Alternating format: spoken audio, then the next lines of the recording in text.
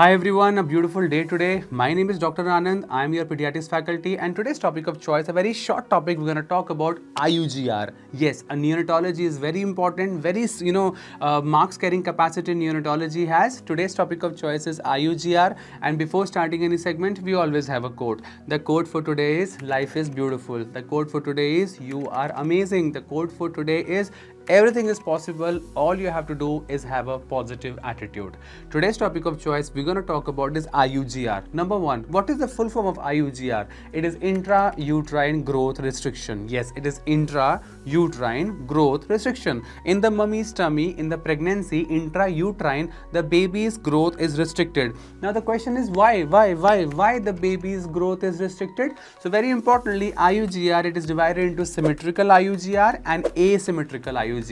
Very importantly, see, if the mother will eat good food, you're gonna have a good size baby. If the mother will not eat good food, the baby will be a bad baby or a sick baby or a malnourished baby. So very importantly, why my baby's intrauterine growth is restricted? Can I say very importantly maternal anemias? What do you think, guys? If the mother's hemoglobin is less, the baby will be a intrauterine growth restricted baby. So means all the maternal problems can affect the baby. The maternal problems are number 1, maternal anemia, number 2, preeclampsia, number 4, eclampsia, or you can say uteroplacental insufficiency. These all are the causes, very importantly, of the asymmetrical IUGR.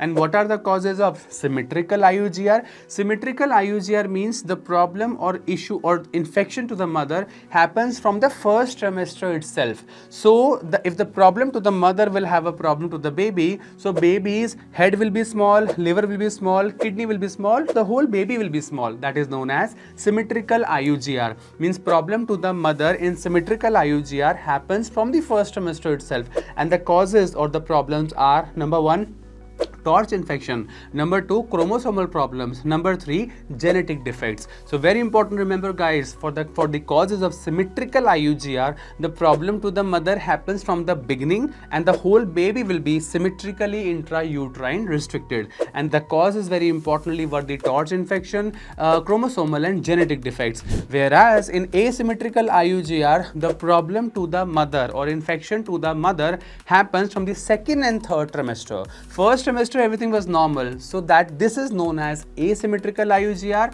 And very importantly, yes, the causes are, as we have told, maternal anemias, preeclampsia, eclampsia, or uteroplacental insufficiencies. Last question, very importantly, do we have any formula to differentiate what you call symmetrical and asymmetrical IUGR? What do you think, guys? You tell me in the comment section. Please tell me, do we have any formula or any index to differentiate symmetrical and asymmetrical IUGR? What is the name of the formula and how do you calculate it?